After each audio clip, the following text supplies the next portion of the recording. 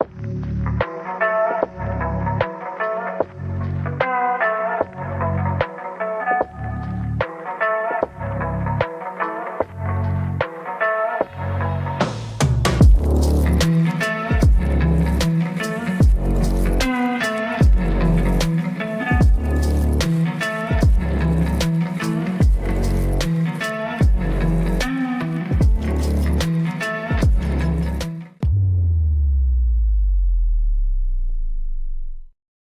right, what's up, everybody? We are back in Brainwash to be Broke series. Super excited for this conversation. We have a super amazing guest over here, Brandon Cowley. Is that correct?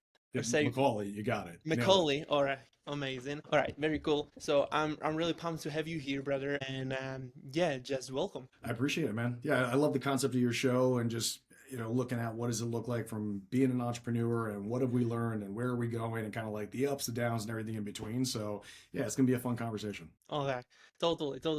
It's really interesting, like how this whole actually this podcast started because like it was inspired by my mistakes and my programming, like from the old, generate like from the generations basically that I've been Hmm. like everything was heading to me. Um, and I was like, it has to be so many people who are struggling with this type of things, because mind, like everybody knows the mindset is like freaking 90% of the success, right? So it's Yeah. like this is the most important thing to actually talk about, and when you see how many things out there are just so wrong, right? Outside, like how many things are broken, like with like um the government and like all the programming in the school, like we're not talking about money, anything like that. Hmm. But enough about But this. Let's I was jump gonna, it's into, go ahead. I was gonna say it's funny because you mentioned that topic. Like literally, my girlfriend Amanda, her and I were just talking about this, and we just did a trip up to Orlando, which is like a 3 hour drive. And I'm like, there's a book that I read a while ago that I wanted to like re-listen to, and it's called The Creature from Jekyll Island. And Ooh, if you've never never heard read of it. it, okay, you ever heard of Rich Dad Poor Dad, Robert Oh yeah, totally. Kiyosaki? Okay, so like at the end of his Rich Dad Poor Dad book, like in the last chapter, he's like, guys, I highly recommend if you like this book. There's five or three or five other books that he highly Mm-hmm. recommended, and Creature from Jekyll Island was one of them. Mm-hmm. And so I don't know if you're an audiobook guy. I am. Like it's just a lot easier just to listen like while I'm doing stuff. Dude, the thing's like a 18 or 22 hour read. Like it's a long read, but it's really, dude, it's freaking fascinating because it talks all about like the entire monetary system and how like the Federal Reserve, how the whole thing's a cartel, how it was set up, the concept behind it. It was designed to make it work for them, not work for us. But then from like a brainwash perspective, the way that it is portrayed is Mm-hmm. just completely not the truth. And then dude, this book like pulls back the whole cover. How was it utilized?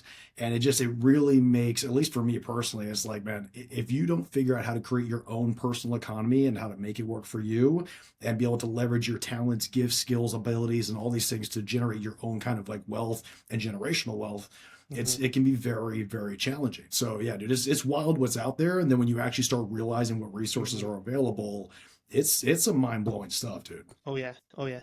Holy smokes. Like, when I heard first time about like like everybody, like the whole society programming teaches us, be basically do not risk stuff, like be like you have to be wise in what you are actually like investing in and this type of thing, or like even pursuing your purpose of your life. Like literally this is insane to me, like thinking about it, just uh because like when it comes to money and all of that, like relying on one person to be employed in one company and having like literally relying all your basically life on that and your family life on Hmm. that is pretty, like that's pretty risky for me than like literally having 300, 400, 500, or really depends on your type of industry customers that literally brings you money every month literally. So is it more safer to be actually in job and rely on one income, or being able to like, or be in a in a business where you have like multiple customers. So if you're gonna lose one, okay, you can replace it, like, or you can, double down on marketing, or you can double down on sales or something. It's in your power. You can affect it, right? But it's way Hmm. more safer for me and from my perspective to like having 350 people that literally coming to me and I'm helping them and serve them. That's way safer than literally Yeah. just relying on one stream of Uh, income. have you ever, are you familiar with Jim Rohn? You Oh ever yeah, listened to him? totally. Yeah. This is Yeah. So that's like, my favorite people. Jim yeah. Rohn, Myron Golden, Hmm. Robert Kiyosaki. Yeah. Oh my God, there's so many like. Oh, did you know actually that they recently they released Think and Grow Rich in a movie type of format? I don't Hmm. know if you heard about it, but it's Yeah. insanely like it's really good. I was like the first one who has probably been buying it and start promoting it. Crazy good. Nice. Love Nice. it. Yeah, and like one of the things that Jim says specifically is like, life is risky. You're not going to get out alive. So if Yeah. you're not like willing to do it now, I think it all ultimately comes down to what do you want out of life? Like, and dude, I asked myself this question. I remember I sat in a chair for about 3 or 4 hours, and I literally just a lazy boy. I laid back and I stood at the ceiling, and I said, if time and money were not an issue, how would I spend my day? Like, what would I do? What would that look like? Where would I go? Who would I be? How would I show up? And like all these questions. And I think a lot of times we don't get taught to think like that. Mm. It's, you kind of go through the motions, right? So you're a kid, you're told to go to school, go to church, like whatever your family does. And like Yep. mine was more the corporate path. Mhm. So I got my undergrad, I took a few years off, I went back, got my graduate degree. And then, so a little bit of like my background, I struggled with weight as a kid, pretty much all the way to high school. And Uh-huh. as I transformed physically, I really started to master myself mentally. And that just completely opened up this realm of coaching, training, speaking, being able to impact and influence others. And that led into entrepreneurship. I'm like, dude, there's a whole world here that I just never knew before. Mhm. And like, you don't know what you don't know. So I was probably like a lot of listeners on here Mhm. where I could have walked the corporate path. I could have climbed the corporate ladder. I've got a mom that's in the C-suite. So I could have gone that direction. Mhm. And on the other hand, like, have you ever been in a spot where you know that you're just meant for more, and like you Oh yeah. just know, like, dude, It's I all gotta like do that. all the time, dude. Like it's like I don't know. It doesn't just like first time I had it. It was like literally when my parent like I saw my parents working like super long hours. Like I couldn't even see them properly. Like in my childhood. So I'm most of my time literally I grew up with my grandparents, right? Like they literally like it's so insane to me. I don't want to have this type of relationship with my kids because this is like I have better relationship with my grandparents than with my parents. This is insane. Like how this world is set it up to like completely like it's completely against you since the beginning when you're starting. Like even like if you think about it now, when you see like even they didn't know how to screw up more of the older people with the whole pension type of thing, Hmm. which is completely like that. I'm not gonna even go that way, but literally, if so they started basically the student loans, how to screw up people right from the beginning. Like how much? Like I don't know how much trillions of dollars or whatever is the loan. Like literally, the world numbers for the student loan debt. It's Hmm. insane, and like this whole thing when you think like when we talk about it, it's coming down because people have no financial literacy at all. It's just like it's crazy how people in this world are so dumb about finances, Yeah, right? well, and when are we ever taught that? Like, dude, other than when I went, so I got my undergrad in business, and you had to take a couple like finance classes, but that's ledgers, that's balance sheets, that's like moving so you understand the concept. That's Hmm. not how do you create financial wealth, Uh, for you, for your People family, for don't even generations. know. Yeah, people don't even know what financial statement is. Yeah. Well, and that's the other piece too. I That's just so crazy. My master's was in business administration. I was forced to take 3 finance classes, which for me was a nightmare because I'm just not, numbers are not my specialty. But still, at the end of the day, like, to understand the concepts of, income statement, balance sheet, statement of cash flows, like, how does all this work? So you at least have some type of concept of, like, hey, if you're going to deal with money or be knowledgeable about it, you at least understand some of, like, what's happening behind the scenes. Okay, great. Let's just say I have a knowledge and I have an understanding.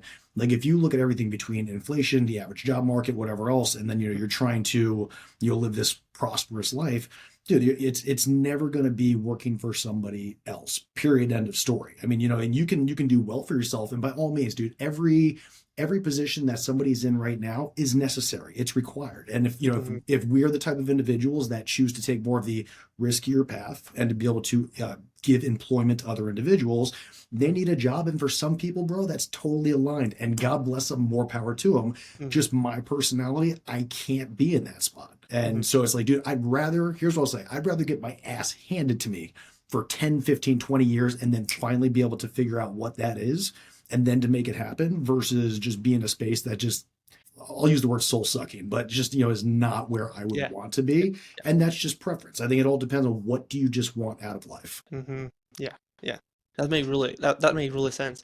And when we're talking about, like, when you mention, okay, let's talk about risk a little bit. Like, what actually, like, what in your eyes risk is, and how would you manage risk, or if there is even such a thing as a risk? Yeah, well, and I think it just depends. So, and this is funny. This is the conversation I literally had with my parents when I told them I was going to cash in my 401k and I was going to play entrepreneur, and that was 10 years ago. So for me, I am much more aligned with risk. I'm much more open to taking risk, basically, at the end of the day. And dude, my parents, my dad even actually asked me to see a psychologist because he was worried with my perception, like how I looked at it. And I was like, you know what? No problem. I'll appease you. I went and I talked to him. And anyway, so I explained, here's the deal. Here's the situation. Here's why I'm doing what I'm doing. And he's like, look, at the end of the day, man, you just are way more risk tolerant than the average individual. And I went back and I told my dad that. I'm like, look, I appeased you. I went, I did it. And here's what they said. And so for me, I did this 10 years ago. I'm 37. So I did this when I was 27. And all I knew, because I sat around a bunch of other individuals that were all at a desk, that it was like, okay, you clock in at this time, you have your bathroom break, you get a certain amount of time, then you can eat, then you go home, and then you rinse and repeat. And just knowing where I wanted to be, how I wanted to show up, dude, it was way more risky for me to be in a position like that than all of a sudden, like, I see people go 5, 10, 15, 25 years down the line, and then at their mid 50s, and it's like, oh shit, like, why did I not choose to try and take that route versus, okay, well, if I do it and then I learn how to do this moving forward, like, so for me, it wasn't even a question of it. And bro, there's been cool ups, but there's been plenty of downs. And the one thing I will always tell somebody is you have to just figure out, why do you want to do this in the first place? And that needs to be your North Star, that any time that you get punched in the mouth, you're like, cool, I also know why I'm doing this, because I want this, this, and this. And like, I think it depends on what's your definition of success. For me, it's the ability to do what I want, when I want, with who I want. So you basically setting up goals or something like that, right?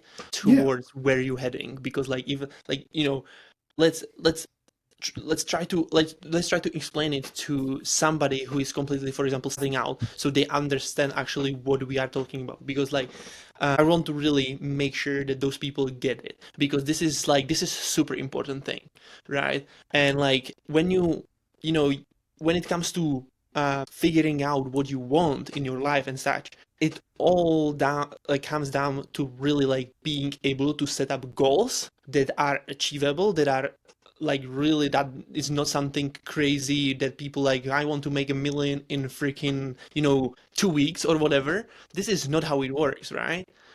So yeah, go if you can go a little bit around that. Yeah. So, here's my suggestion, right? So a lot of times I think people, they build the business piece, or they just focus solely on the business with just the income and whatever else.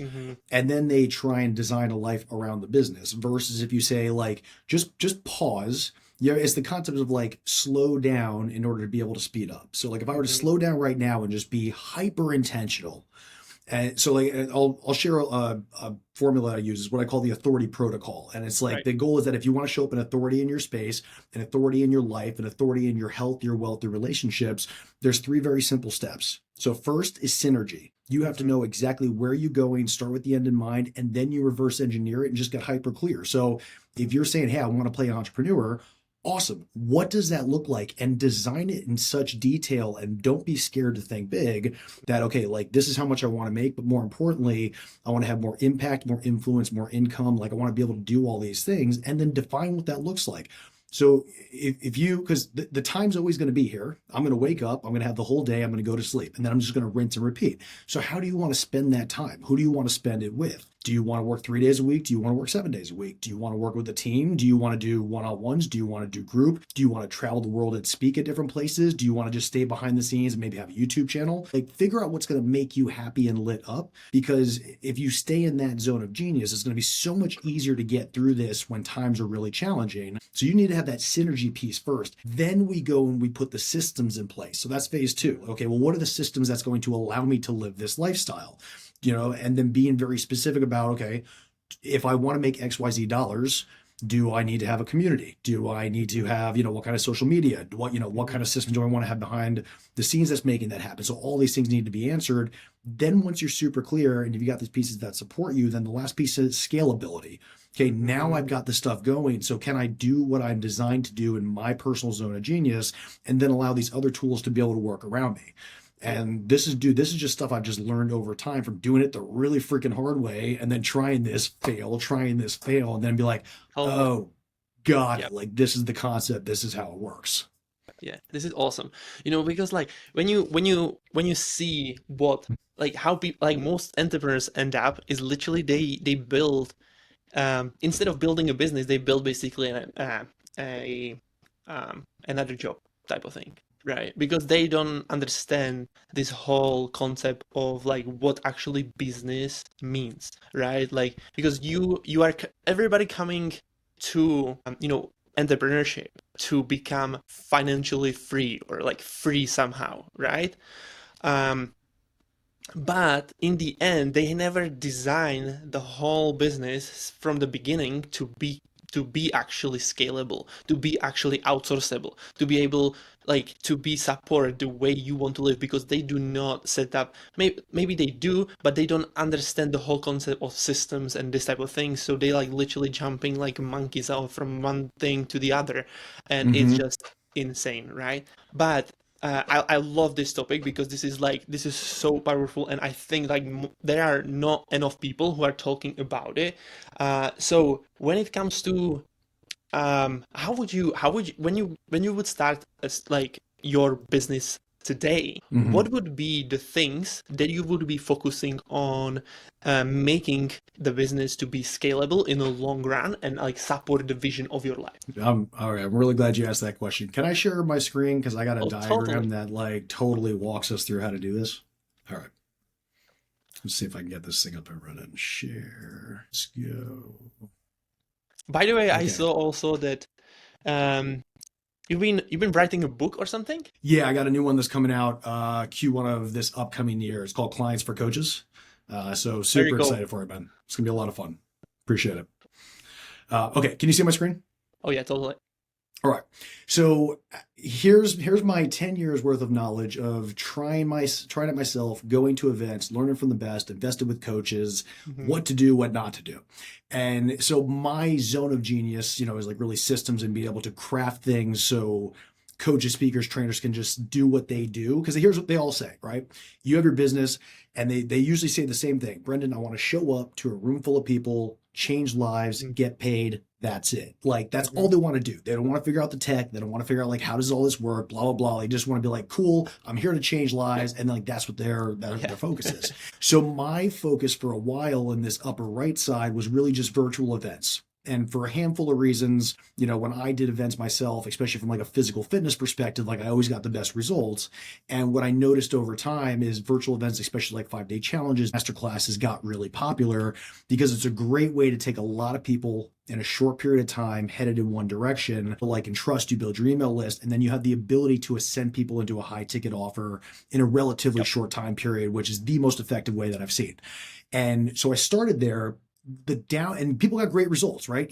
And even if they're brand new or they're seasoned, the challenge became, I was looking at like, okay, like they would kind of get this spike, but then it would like go back down. And then, if they did another one, they get a spike. And I said, what do like the top 3% of coaches that really crush it? Like, what are they doing that most people are not? And I said, there's got to be more to this. So I reverse engineered what I saw was working, and I came up with what I call the authority ecosystem. So this top half is really your online presence, right? And if you know Grant Cardone, I'm assuming.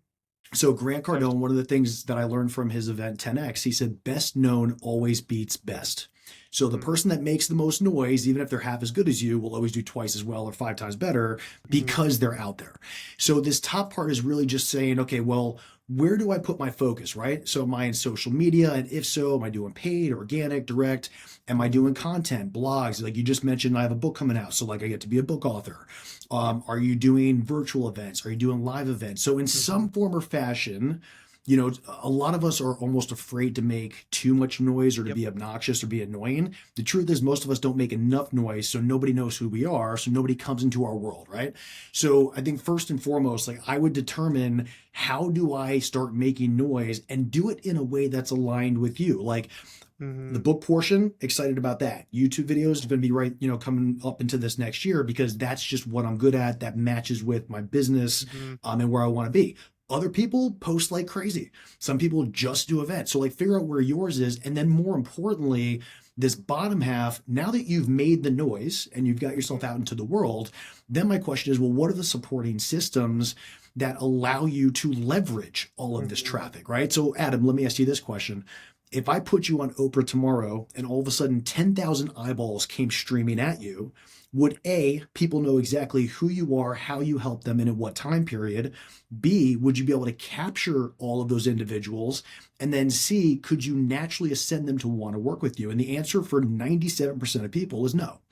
And so what I crafted here was just a really simplistic way, and you can see how all these arrows move. Like ultimately, and I made this mistake. I said, okay, I'm in business. I'm going to create a website and I'm going to create a logo and blah, blah, blah. And you see all these coaches, speakers, trainers with websites. And I say, okay, if I went to your website, what do you want me to do? And they're like, well, I want you to book a call and then I want us to hop on and I want to close a deal. But the first thing on their site is like random stuff and it's all about them and how great they are and all their certifications. So, it's just like, it's not because they don't know. And because I didn't know, I did the same thing. You ultimately want to have just one particular authority at a site that says, I help this person achieve this result in this time period. And then be able to capture their information and then ideally be able to book a call or ascend them into one of your other pieces. And then hey, by the way, I saw your lead magnet, dude. That was sick. That was awesome. The 10,000 plus prompts, like that was gorgeous. And I'm sure that's a great way to ascend them in with you. Oh yeah. Here's the two pieces, man. 60% opt-in rates there for organic traffic. Like it's like pumping and pumping. Like I'm telling you, I launched it 2 months ago or something like that, or 3 months ago. But I didn't really push it so hard. So I just revamped my social media because I saw a huge growth there, right? So I just literally revamp it and put it there up front, and then ascending people to other stuff. But basically,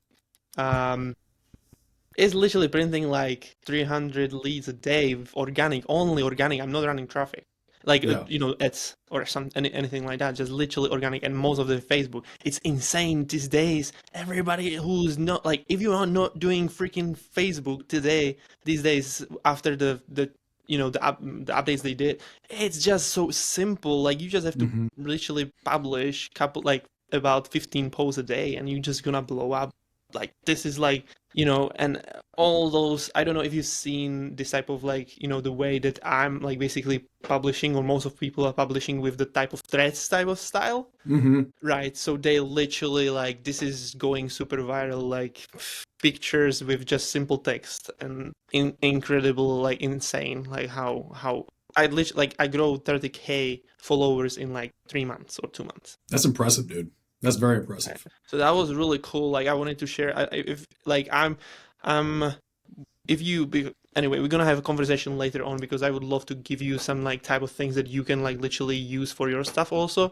Appreciate it. Just like thank you for coming here because like it's I love to have like always great relationship with other people and building this whole movement together. So Yeah. yeah, we'll have conversation later on.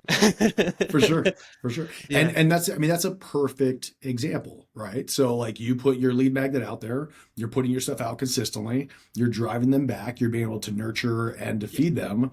So I say these are like the last two pieces. And honestly, these are the biggest pieces that I think Mhm. most people miss. The biggest thing that I found from an event that I went to between the individuals that crush it and the ones that get crushed is having a community. And so if you have some type of area where you can constantly provide value and then they feed and then they nurture each other is so big. And I was going back and forth and then finally got ours up on school, clients for coaches. And just to be able to have that to support individuals and then watch them be able to like come help each other is really neat. And then clarity, just have your one offer in particular to say, look, if you want to work with me, here's what it looks like. And either, do it yourself, done with you, done for you, in whatever capacity lights you up. Mhm. And the second biggest piece that I think most people miss is having some type of monthly recurring. Mhm. And it's like, Yep. great, like you go out, you get the client, and all of a sudden, like that thing comes to fruition. Where do you go? You have to go back to trying, to hunt. So like, can you build something that's more like subscription style model? And if you can do those couple of things, man, and then eventually maybe even have some type of like nonprofit give back. If you ask me, going back to your initial question, what would I do? I would start there because if I had known that, bro, 10 years ago, that would have been a completely different game changer, Oh yeah. and totally changes where I put my energy. Yeah, super sick. I love it. Thank you for sharing it because this is super Sure. clear for me for sure and hopefully for others also. But if you do not have any clarity on that, reach out to Brandon. He will for sure help you out with that. But let's dive into let's talk about a little bit of what was your programming actually when you started? Like, what was your beliefs about success, about like this whole thing? Mm-hmm. Um, what like, pretty much I think lots of people's gonna relate to this, because like but either way, I would love to hear that because I think like people can connect with you on that and you can help them to like literally figure out what is it actually like the whole life about. So like how was your um childhood when it comes to the programming? Where did you like because you said you've been kind of having a problem with your self-esteem pretty much, right? You're heavy, like you've been overweighted or you've been having struggles with like gaining weight actually because like literally for me it was gaining weight. I couldn't gain Yeah. weight. I was super tiny all the time, like crazy. Got it. Yeah, so my parents got divorced when I was a kid, so Ah, probably I okay. don't know, seven, Right. 8, 9, whatever, young. And so everyone kind of has whatever their childhood trauma was, and so like Hmm. for mine, I turned to food as like binge eating. So then all of a sudden, Right. like it was like, hey, I'm gonna cope with the pain. I turned into a chocolate addict, and then at 2 in the morning, I'm sitting there eating cookies on the couch. Hmm. And so obviously not an ideal way to live. And so it was Did like, that okay, affect the way you've been thinking about yourself also, like, that marriage problem basically? Did that affected you also? yeah, it did definitely all the way up until the point. So have you ever got to a point in your life where you're like, okay, you just draw that line in the sand and you say Hmm. like enough is enough, like I refuse. And dude, a lot of times pain is that main motivator. So getting picked on almost every single day up through high school, you're like, all Hmm. right, we're done with that. Enough's enough. And it was funny because I remember, you ever seen P90X, the home workout program? No, no, I don't, no, no. Okay, so it was called P90X. It was like one of the most popular at-home fitness programs. Uh-huh. And I remember I'm watching the couch at like 1 in the morning, probably eating chocolate chip cookies, and like it's like, do you want to get ripped in 90 days? I'm like, yes, I do. So I bought it, and the first thing I ever got into was Weight Watchers. Now they went out of Uh, business because of COVID, but I was doing it with my mom initially, and it kind of got me that cadence, and that was part of my first time I ever learned when you take all these people and you're just like you you run alongside them and say, okay, here's our goal. And the biggest thing is having accountability behind it. That for me was such an aha. So like that, I think even just going through that process, I lost, dropped 30, 40 something pounds. And then I was like, okay, well, can I take this to the next level? Like, what are we all really capable of? I don't know if you ever saw. So there was a study that they did, a whole bunch of scientists, they took a jar and they took all these fleas and they put these fleas in this jar and they just, they sat them all, you heard that, right? Mm-hmm. And so for those of you listening, if you haven't heard it, they took this lid, they put it on top of the jar, and then the fleas kept trying to jump out. And then they kept like hitting their head. And then after a period of time, they went back over, they unscrewed the jar, and then the fleas would only jump as high as the jar lid initially was. But obviously, if they jumped a little higher, they could have got out. And so the concept is a lot of times there's that jar on the top of our life. And for me, I was like, okay, how do I remove this jar? Like I've been hitting the lid like so many freaking times. I'm like, I know I'm capable of more. And so, dude, I went all in. And probably most importantly, and what I will tell anybody on here, I don't care if it's personal, if it's professional, if it's relationships, find somebody that you aspire to be like that can coach you and guide you through whatever it is you want to get to.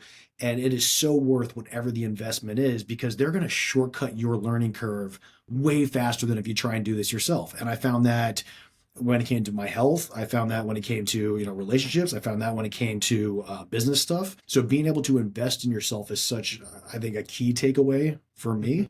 And then I was like, cool, this is a guy I aspire to be like. I followed him, and they had a whole entire group that like came together and I was like, perfect, like let's take this and let's roll. And then, when you can start implementing these kind of concepts for yourself, like that made the whole world of difference. So from a mental perspective, I think challenging what we think our roof is and what our limit is. And then again, going back to what's that reason why I'm doing it. And like now, dude, I'm still super self-conscious about how I look.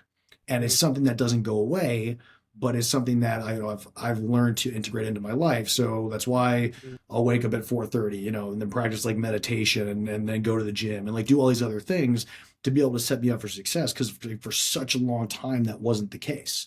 So like for you, you probably have a sort of similar routine. What's your routine look like? What do you do? So these days, you mean? Yeah. Yeah. So my routine is more like, right now, like I'm waking up, exercise a little bit to just like get my, self moving, and then, just a quick breakfast basically, and shower, and then I'm jumping to do my 3 to 5 things that are basically the negotiable things to do every day, basically. I work pretty much every day. I don't like maybe I have one day of where I'm not like doing or trying to not do that much things like as normal days, but my head is wired the way that I literally have to become at least a little bit more educated every day, like in something. Especially and like the most like the biggest focus that I have like is really like growth, self growth, personal development. And this because I know that I'm capable of doing that is hard. I'm capable of solving problems, and because like my mindset is wired this way that like literally you're not gonna lose until you give up. Basically, you can you can lose. It's not even losing. It's more like a feedback. You're getting feedback over and over again, and you're looking for the numbers or what to tweak basically to actually get where you want to go, right? So this is pretty much how I, using my time. And also I have my girlfriend, so we are spending our time after that also. So I'm trying to work, for example, until 9, and then like having at least 3 hours for her also, because this has to be kind of balanced there, because we had like at the beginning I've been like blowing up so much time to just doing my thing, and I completely been like abandoning the people. Abandoning, is that the right word? The people from loved ones and such. So it actually started hurting me back, because like the relationship hasn't been that good, and we had some problems and such. So we literally like at that point I had to change something and start making also like time that I can spend with my girlfriend and with my loved one, basically. Yeah. What about you? Yeah. Like how your they look like now when it comes to like upgrading from you starting out and literally what you do now? Yeah, and I think it shifts over time. I think over the past couple of years, I've just gotten tremendously clear, and now even being super intentional on how do I want to leverage each of the days within the week. Hmm. So I'm very fortunate now that my now partner, who we met earlier back this year in February, we now work along side by side, which is, Mm-hmm. which is a blessing, right? So we get to work with each other's schedules. We get to go to the gym together. So, there's a lot of Hmm. collective Hmm. connectedness. And so like for example, Thursday, Friday, look at my calendar here. Those are totally blocked off for like implementation days, right? So Hmm. I get to, and that's the beauty of it. We get to determine Hmm. when do we choose to work, when do we not, when do we implement, what does this look like? And I love having days like this where it's like Monday through Wednesday. Hmm. Because personality wise, I love being front facing. I love, having conversations with like amazing guys like you. And then I also love to be able to, build the systems and the things behind the scenes that Hmm. support Yeah. individuals so they can go do cool stuff. So, that's how I love to live it. Then every Saturday. So, it's fitness basically 6 days a week. My Saturday is designed specifically for yoga in the morning. And then my Sunday is don't do a damn thing day, and it's Hmm. like shut everything off, binge And watch a couple series and love yeah. it. Yeah, like literally, there is nothing like wrong or right of type of living. Of course, like you have to be, productive, like and try like if you have your goal, you probably going to be productive and you're trying to achieve those goals, right? But for people like who are basically do not want to change their lives and they're just literally living the way that basically the whole system is designed, they don't really have any goals, and that's the biggest issue because like I don't know if the saying goes like that, people without goals people perish or something like that. I'm not sure. It's from Jim Rohn, I think, or somebody like Hmm. that. I think he was saying it. So basically this is like what is happening, right? People are basically dying in their 25 years old. Yeah. They get old really young and then they all of a sudden just kind of live They with that don't they stop concept. studying, they stop chasing dreams, they don't do like literally nothing. And who's benefiting from it? Tell me that. Yeah, Right. if you don't change, nothing changes, right? So Yeah, like we of just keep course. doing that same thing over and over, it just sits there. And whatever it is, and sometimes it needs that it's sort of like that pain threshold where it's like, okay, I can take just, enough of this, but because it doesn't hurt too much, it's not enough to actually be able to, to make the shift. I don't remember where I heard the story, but like there's this dog that's laying on the porch. Have you ever heard this one? No, The dog, tell me. yeah, so basically the dog's laying on the porch and some guy comes over and, the owner of the house, walks out, they start talking and then they hear the dog's kind of like whimpering. And he's like, "Rrr," like making sounds, or whatever. And the guy's like, Yep. what's up with your dog? Is he okay? And he's like, oh, the dog's laying on a nail. And the guy's like, okay, well, why doesn't he get off? He's like, well, it doesn't hurt enough to be able to move. Yeah. And so, the concept behind it is there's a lot of times there's things that we're just willing to put up with and be okay with because it doesn't hurt enough to make that change because we Hmm. associate that there's more pain with making the shift into something that's Hmm. unknown versus the devil that we know. Uh, And what so, do what do you think? Who's benefiting from this, and like why? Because in my opinion, it's just because those people they do not like it doesn't hurt enough. That means that they become comfortable in that environment that they are in, right? Because like when you are starting or you are changing environment, it's always uncomfortable. It's always basically I don't know anybody pretty much who's starting something completely from scratch and it was like blessing from the beginning of the journey basically, and they've been like loving it yeah. all, like from the beginning. It's always Mhm. there is a hard part, but you have to find the good in the hard things, right?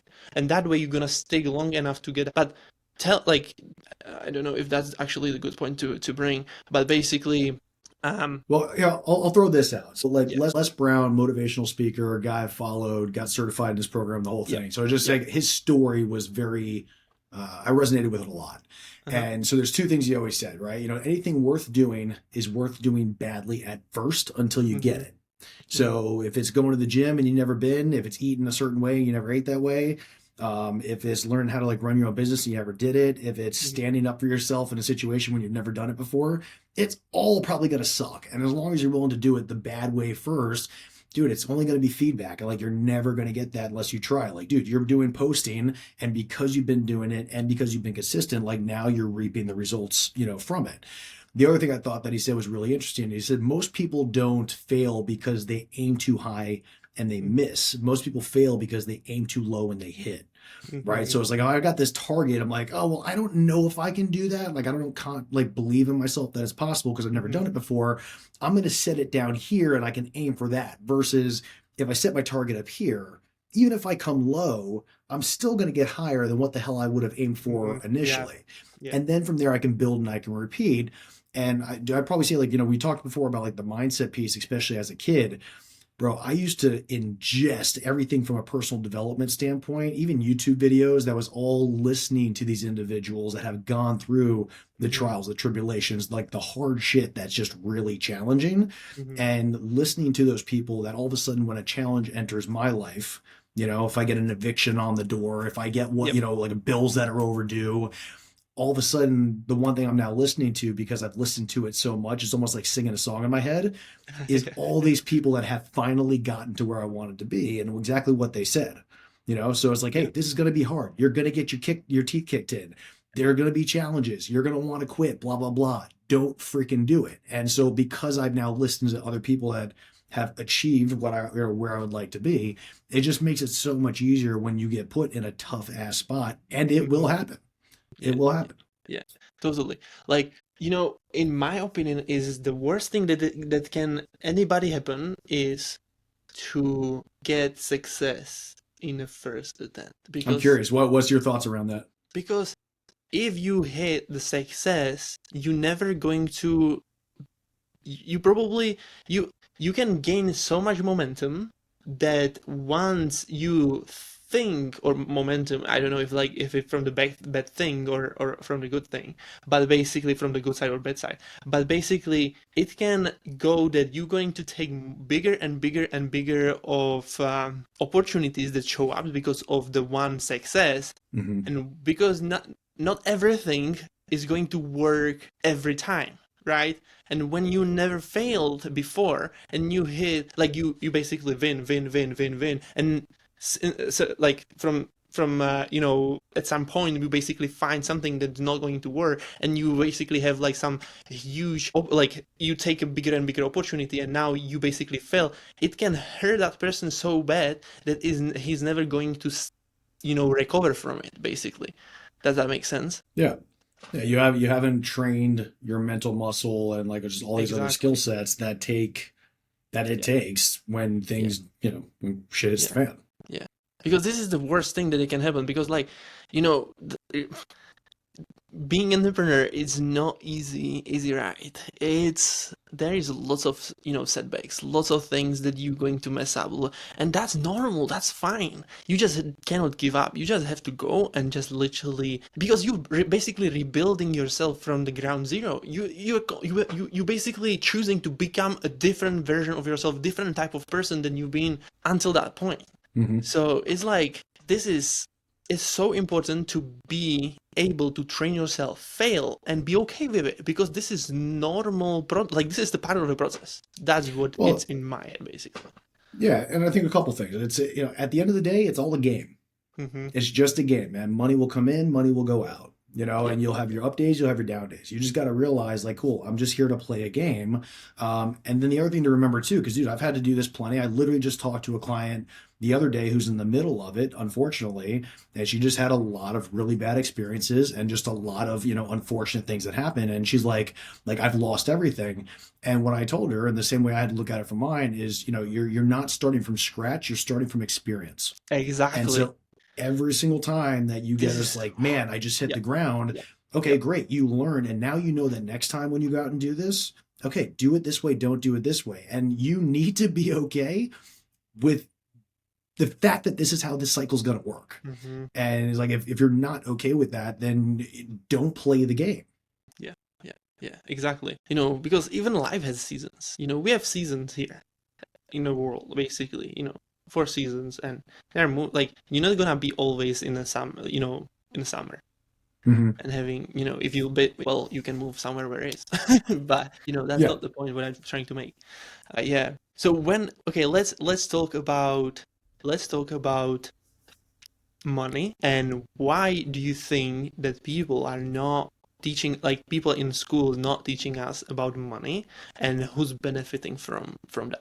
Yeah, and just from the couple of small takeaways, just so I recall, I think, really during the Industrial Revolution is when they started normalizing. You start at a certain time, you end at a certain time, you have a lunch break, right? Because then they want to be able to like crank things out. You do it consistently. I don't think it was either Henry Ford or one of the other big guys. He says like, I don't want a nation of thinkers. I want a nation of workers. And so the concept is like, cool, I'm going to take you, I'm going to put you in here. We have a scheduled time period. And then all of a sudden it's Monday to Friday, you get your day off, blah, blah, blah. And then that just became the standard and the norm. Right. Well, when we started getting out of there, all of a sudden this became sort of like your average, your average culture. And all of a sudden we kind of adopted, which I just, and then so they kind of come full circle. That's why we're back to this conversation of kind of like, where did that come from? And then from the monetary standpoint, it now becomes, okay, well, you had the person from a capitalistic perspective that said, hey, there's this huge opportunity. I'm going to give work to individuals. I'm going to put a system in place, which they did, which then became 9 to 5. And then you work for your, whatever. They put a lot of pensions, they put a lot of benefits behind it to keep your ass happy and to keep the cogs in their business rolling. Yeah. And all of a sudden it's like when you understand that concept, it's like, shit, I can do the same thing for me. And it's not with the intention of like, let me pay people less and, just try and make all the money myself. Like, it's like, I really want to have impact. But from the monetary perspective, I think determine whatever the hell your goals are. And dude, if you only want to go and you want to have your standard time period and you want just the weekends and whatever, and that makes you happy, bro, do what just fulfills you. Like for mine, am I looking to make 15 million a year? No, maybe not. But, I definitely would like a solid 7-figure plus. And it's not for the sake of the money. It's for the sake of, hey, I want the freedom and the ability to do what I want to do. But even more importantly, man, like, there's something so cool when you know that you can help someone and all of a sudden you just do it and just watch them light up. We were watching this guy on Instagram the other day. And there was an old gentleman that was, babe, what was the guy was like 72 working in Walmart? Who was the old guy that got the check for like $7 million or like $1 million? Yeah, so this old gentleman, whatever, and he like lost his wife and she like, to like cancer or whatever, and he had to sell his house and like do all these things. And then this young dude comes in and he's like, hey, I hear you have a story, figures out like what's going on with them, puts this thing into, whatever he did on social and raised like $1.2 million for this dude, which is, like so fulfilling and really rewarding. All of a sudden you just radically changed like this guy's life. So, I think the ability for us to be able to do this and to, like we were talking about before, to like start nonprofits and to play with guys that are playing at a higher level and women that are playing at a higher level, you need to be able to have these resources and ability to do that. And for those that are stuck in this position, because dude, I was for a while too, where I would do what I did, especially from a coaching perspective, for free, because it felt weird where I was like, man, I would just do this because I love to do it. And I had a hard time accepting money for it. And when I came to realize that money is really just a matter of value exchange, that if I'm going to change your life with the skill set that I have and you have money as a way to be able to pay for those skills. Here's something I learned from actually a money seminar that I went to. It's called Millionaire Mind Intensive. And they said we need to be generous givers, which I'm sure you're a generous giver. And a lot of people that listen to this, you're probably generous givers. But on the flip side of that, we need to be excellent receivers. And it can be very simple for us to be like, oh, cool. Yeah, sure. Let me give. And then all of a sudden, like our cup becomes empty. And then when people try and return it back to us, we're like, oh, no. Like I can't do that, or I can't accept that, or whatever. What we want to do is we block someone's ability to be a generous giver themselves by us not being willing to receive. And I think also a matter of yeah. Even like a matter of like being able to hold your value and say, okay, like when I come to the table, it's worth this and I'm convicted in whatever that is, because you can try and change all the lives you want. We can have the best intentions and the best, like, here's how many people I want to help. But if you don't get paid for it, and if you don't have a means of being able to say, okay, my time and my thoughts and my IP are worth a certain value, then that's a lot of times I think where people need to get aligned with. Because if you really want to have that impact that you want, like you got to be able to charge what you're worth. Yeah, totally. Yeah. People, I see also lots of people are not grateful enough for what they get in their life or what they have in their life. Even like already now. Like, for example, because, everybody is kind of brainwashed the way to see all the negatives prior to the positives. Like we all, like, you can see on TVs everywhere pretty much. news, social media, pretty much all the negative shit is going on there, like literally every day.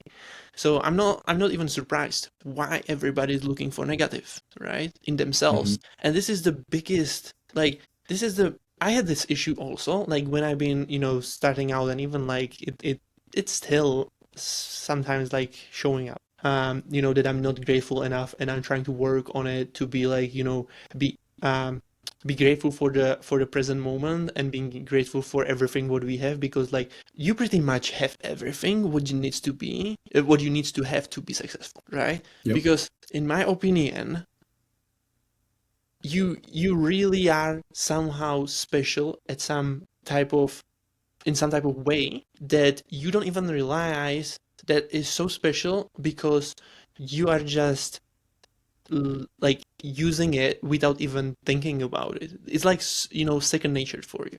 So you like, and now when it comes to, because it's really hard to actually also like figure it out for yourself, like to be actually start thinking, okay, so what I'm really good at, like you can have a really hard time to actually figure it out.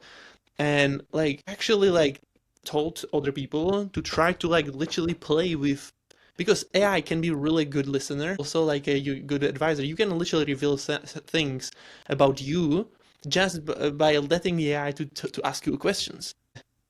It can tell you basically what it thinks about, like where you have the biggest power, and like what you can like, you know what you can help people with.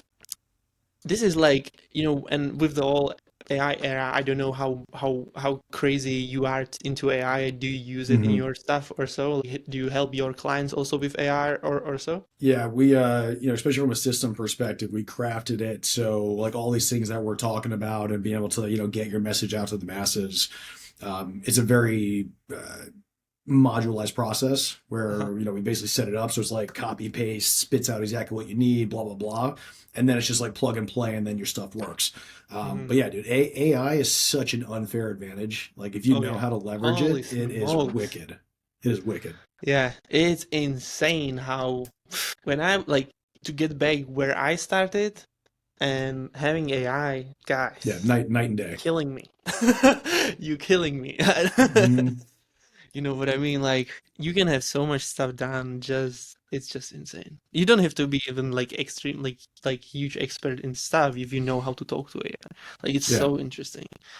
Well, And and like you mentioned earlier, about like gratitude. Like one thing mm, that my partner Amanda and I are always talking about is, dude, first thing in the morning, what are we grateful for? And mm, there's so many small things that's so easy to take for granted, oh dude. The yeah. fact that we slept with a roof over our house with air conditioning, that we woke up in good health. Because, bro, like Hmm. 2 weeks ago, whatever, I think I was lifting something, tweaked my neck the wrong way. And then for like 3 days, like, how you can't turn your head to the side because like your Yep. back's all like tweaked. Yep. Yeah. The fact that I woke up, I'm like, hey, man, I got full range in my neck. Like, I've got a buddy right now that motivational speaker, but he's been confined to a wheelchair for the past like 20 plus years. Mm, And he still somehow, dude, gets up every single day, has a family, has a wife, drives a car, like does all these things that like would disable most people mentally, that they couldn't even get out of bed, and they probably wouldn't want to continue living. yeah. And so like when I look at all the things just from the basics, man, the fact that I had food on a table that I could eat, Hmm. like just something as small as that. It's like, okay, well, why be grateful for that? Okay, be in a spot where you don't freaking have food, and then see how good it feels to be able to have that. Yeah. And Yeah. so like starting first thing in the morning with just straight appreciation. And Hmm. there's a really cool acronym just to kind of keep in mind. It's TEAR, Hmm. TEAR. Yep. And the easiest way just to be able to like transform your state and how you show up in psychology, physiology, Hmm. is your thoughts equal your emotions, equal your actions, equal your Hmm. results.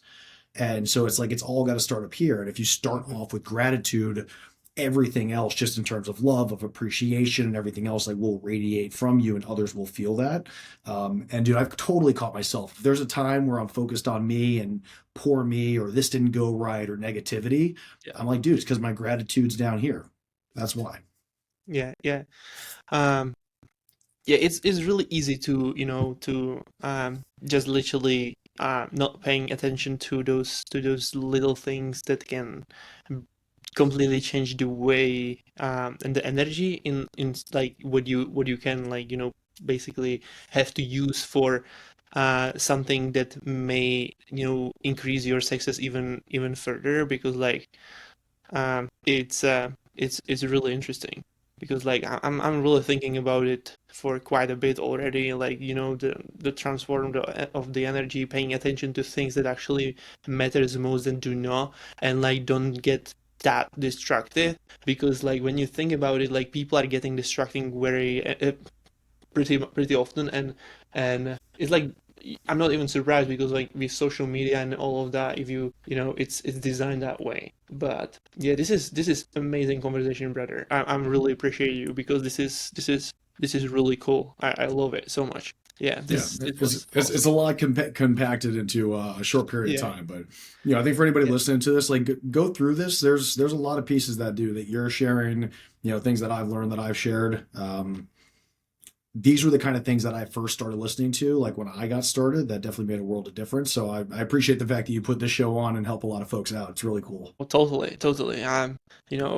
This is we are doing it for them. When we talk about business, it's not about us. It's about them, about other people, helping them and being able to, change other lives. And lots of people has to realize that really soon, because like, or as soon as possible, because this is like, you may start the business because of the financial freedom or whatever, right? But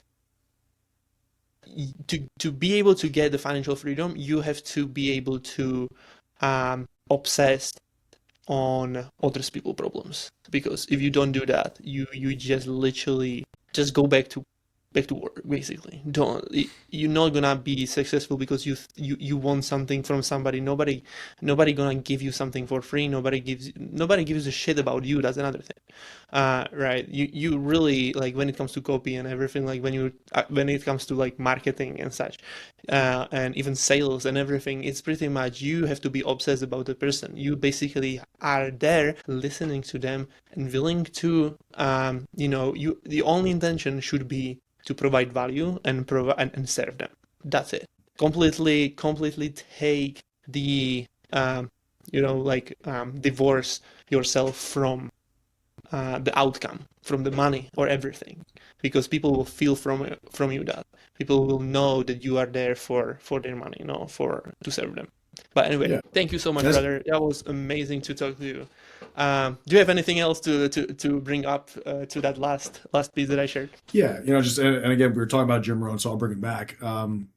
He said you get paid based on the value that you bring to the marketplace, Ooh, right? yeah, that So, was I think let's awesome. top it off with that and just determine, hey, if I want to get paid more, what is my value that I'm providing, and do an internal reflection on yourself and say, okay, do people find it valuable? Do they not? Or if I want to set a certain amount, what are other people doing that people find valuable, and Mhm. can I model after them? So, dude, fun conversation. I really appreciate you having me on. Thank you so much. Totally, totally. Thank you so much, and have a blessed day, guys. See ya. Bye, guys.